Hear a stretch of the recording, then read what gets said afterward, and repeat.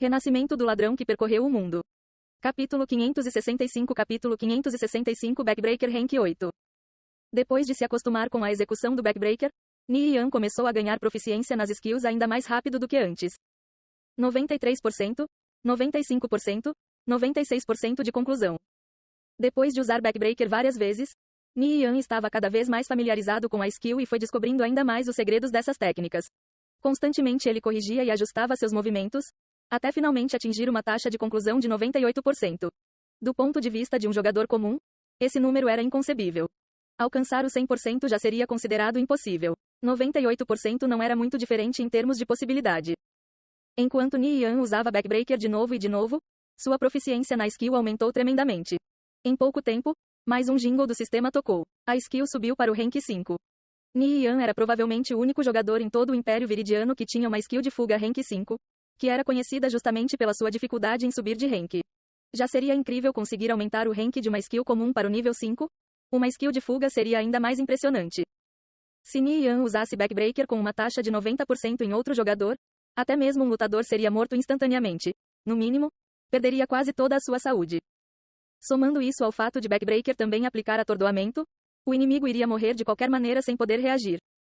Depois de usar suas skills sem parar por um dia inteiro, Backbreaker subiu para o rank 8. Neste nível, uma taxa de 90% seria capaz de causar 600% de dano. Ni Yan estava sem palavras para isso. Ele nunca imaginou que skills de fuga poderiam causar tanto dano. Ele nunca havia descoberto sobre isso na sua linha de tempo anterior. Provavelmente era porque ele era apenas um jogador de segunda categoria naquela época. Ni Yan chegou furtivamente até as costas de outro guerreiro bárbaro e atacou com Backbreaker. Menos 7.538. O guerreiro bárbaro ficou atordoado por 7 segundos. Após usar mais algumas skills, assim que Backbreaker saiu do cooldown, ele usou mais uma vez. Cerca de 70 segundos depois, o guerreiro bárbaro desabou no chão. Por conta do dano extremamente alto de Ni Yan, o guerreiro bárbaro não pode aguentar por muito tempo, não importava o quão alta fosse sua regeneração de vida.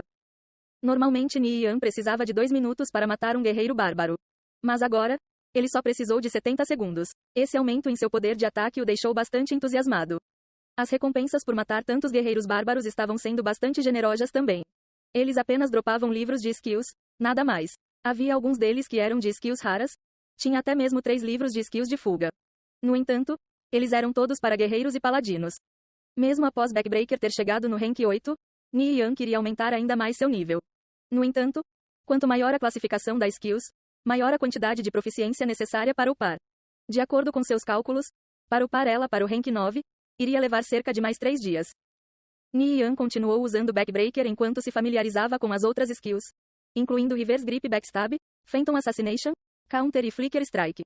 Com suas experiências com Backbreaker servindo como ponto de partida, não demorou muito para ele compreender melhor as outras skills. Reverse Grip Backstab, Counter e Backbreaker dividiam muitas similaridades, exigindo que ele utilizasse a energia cinética do corpo para aumentar a força nos braços, para em seguida, golpear com o máximo de força. Por outro lado, Phantom Assassination e Flicker Strike exigiam uma aceleração explosiva contra o inimigo para poder atingir seu potencial máximo.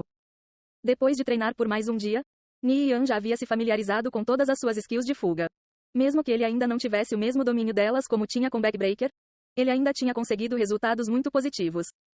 Em pouco tempo, Reverse Grip Backstab, Counter, Phantom Assassination e Flicker Strike subiram para o rank 5. Após chegarem nesse nível, todas essas skills se tornaram extremamente poderosas. O poder de ataque de Ni Yan aumentou ainda mais, agora ele precisava de apenas 50 segundos para derrotar um guerreiro bárbaro. Mesmo que o seu próprio nível não tivesse aumentado, Ni Yan podia sentir que estava muito mais forte depois de se familiarizar com suas skills. As skills Barbarian Strength no rank 5 e War God's Raid de rank 6 permitiram que Blade Light e Smoke Stab fossem os mais fortes entre os guerreiros. Nesse momento, Ni Yan tinha 5 skills de fuga no rank 5 ou maior. Após pensar um pouco, ele chegou à conclusão que mesmo Blade Light ou Smoke Stab não durariam mais do que 1 minuto contra ele. Ni Yan deu uma olhada no progresso de Backbreaker. Estava no rank 8 com 36%. Seu progresso estava indo muito bem. Enquanto Ni Yan estava ocupado upando suas skills, a guerra entre as Kickers United contra a Alliance of Mages estava a todo vapor. A As Kickers United mostrava mais uma vez a sua força ao mundo.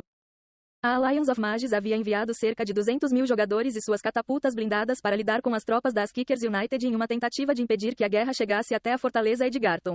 Mesmo sendo 200.000 contra 60.000, eles sofreram uma derrota esmagadora, perdendo mais de um terço de suas tropas e todas as suas catapultas blindadas. Enquanto isso, a Askiker United sofreu apenas 2.000 baixas. A Alliance of Mages aumentou os reforços nas muralhas em volta da fortaleza Edgarton, transformando-a praticamente em uma fortaleza de ferro. A Askikers United teria que esperar até que seus trabucos estivessem prontos para poder iniciar o cerco. Por conta disso, Bladelight e os outros não estavam com pressa em atacar a fortaleza Edgarton. Eles já estavam satisfeitos em humilhar a Alliance of Mages através de pequenas batalhas. A construção dos trabucos estava progredindo bem. Ni Yan tinha 3 escravos. Um deles era a Delfina. Sua habilidade especial era fazer cópias de projetos. Em uma semana ela fez 2 cópias do projeto para a fabricação dos trabucos. Com 3 equipes de engenharia trabalhando simultaneamente, a velocidade de construção aumentou significativamente. Ni Yan acreditava que não demoraria muito para que os trabucos pudessem ser usados na guerra. Durante esse período, a Askikers United continuou construindo mais e mais catapultas blindadas de gelo. As catapultas eram finalizadas uma após a outra, todas prontas para serem usadas de imediato. O número total de catapultas já havia chegado aos 25, e ainda mais estavam sendo construídas. 25 catapultas blindadas de gelo possuíam uma força inigualável. Enquanto as forças da Askikers United andavam livremente pela cidade do luar, a Alliance of Mages não podia sequer dar um peido. Tudo o que eles podiam fazer era se esconder na fortaleza Edgarton e reforçar suas muralhas constantemente. De alguma forma, eles conseguiram acesso a algumas grandes balistas e as instalaram nas torres. Além disso, eles também posicionaram algumas de suas catapultas restantes na lateral das muralhas. Por conta disso, suas defesas estavam bastante robustas. Crazy Magic já estava em um estado deplorável. A Askikers United já havia transformado outras 6 fortalezas da Alliance of Mages em escombros. Ele havia investido muito na construção dessas fortalezas, e agora não passavam de ruínas. Se a Askikers United apenas assumisse o controle dessas fortalezas, seria até aceitável.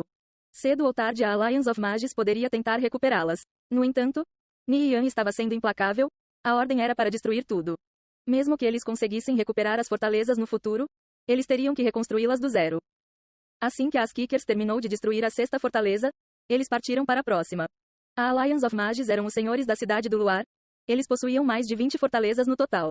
Com as 6 fortalezas já destruídas e as outras 5 que perderam com sua aposta, restava agora menos da metade das fortalezas. Nesse ritmo, em pouco tempo eles ficariam apenas com a fortaleza Edgarton. Crazy Magic já estava tendo dificuldade para pensar racionalmente e manter a calma. Sempre que as forças da Alliance of Mages deixavam a fortaleza Edgarton, elas eram transformadas em pó pelas catapultas blindadas de gelo. Todos os jogadores nos Impérios Viridiano e Satrin só falavam sobre a guerra entre a Alliance of Mages e a Askikers United. Atualmente, a Askikers United estava destruindo completamente a Alliance of Mages com apenas metade dos números. Sem a ajuda de seus aliados, a Alliance of Mages não iria durar muito mais tempo. Mesmo que eles não perdessem a fortaleza Edgarton, o fato de eles perderem todas as outras fortalezas acabaria levando a Alliance of Mages a entrar em colapso em poucos meses. A guerra continuava. Floresta dos Grifos, um mapa coberto por uma névoa espessa. De tempos em tempos, sombras de enormes criaturas podiam ser vistas voando. Este era o principal local para se obter montarias voadoras. Uma equipe de 1000 jogadores estava atravessando a neblina, floresta adentro. Chefe, o local onde paramos da última vez deve ser aqui. Já podemos usar um pergaminho de dissipação de neblina? Um mago perguntou. O chefe do grupo era ninguém menos do que o líder da Angel Corps, Soaring Angel. Nós já descobrimos onde adquirir mais deles. Soaring Angel perguntou. Anteriormente, após usarem um pergaminho de dissipação de neblina, ficou muito mais fácil explorar a Floresta dos Grifos. A qualidade de seus drops também foi muito melhor. No entanto, o preço de apenas um desses pergaminhos era exorbitante. Os jogadores que revendiam esses pergaminhos queriam trocar 2 deles por uma montaria voadora. Isso era ridículo. No entanto, para aumentar a velocidade em que exploravam a Floresta dos Grifos, a única opção que tiveram foi aceitar. Após comprarem alguns pergaminhos de dissipação de neblina, a quantidade de drops que eles conseguiram também foi maior, ao mesmo tempo em que o número de baixas durante o farm também foi menor. Apesar de ser um item de fato valioso, uma montaria por 2 desses pergaminhos ainda era um pouco demais. O que Soaring Angel mais tinha medo é que essas montarias fossem direto para as mãos de seus inimigos. Há rumores que esses pergaminhos de dissipação de névoa são feitos por um grande mago. Quanto a qualquer outro detalhe, o vendedor não quis compartilhar, disse um guerreiro. Ele usava uma armadura dourada cintilante. A armadura estava impecável, tinha um design elegante e não possuía sequer um único arranhão. Estava coberta de runas. Ele era o principal berserker da Angel Corps, Rock Splitter. Ni Yan sabia que a Angel Corps estava explorando a região da Floresta dos Grifos. No entanto, os jogadores da Askikers United não podiam se dar ao luxo de fazer o mesmo. A guerra contra a Alliance of Mages ainda duraria pelo menos mais 2 dias. No entanto, eles usaram a inteligência para se sobressaírem dessa situação. Primeiro eles usaram alguns dos seus para entrar em contato com a Angel Corps dizendo que tinham pergaminhos de dissipação de neblina, e depois anunciaram que trocariam 2 pergaminhos por uma montaria voadora. Esse preço era alto o suficiente para fazer com que Soaring Angel se jogasse de cabeça contra a parede. No entanto, ele não tinha muitas opções além de aceitar. Ni Yan era na verdade o único fornecedor desses pergaminhos. Além disso, ele fez Gu Hai subornar 2 jogadores da Angel Corps para que eles registrassem tudo o que acontecia durante essas expedições pela Floresta dos Grifos e enviassem para Gu Hai. Com todos esses dados, a Kickers United iria evitar muitas dores de cabeça no futuro quando fossem explorar a região. Soaring Angel jamais iria imaginar que o real vendedor dos pergaminhos de dissipação de neblina era na verdade, Ni Yan. Ele estava entregando suas montarias voadoras diretamente nas mãos do inimigo. Além disso, todos os detalhes das suas expedições pela Floresta dos Grifos também estavam sendo vazadas. Se ele soubesse de tudo isso, provavelmente infartaria.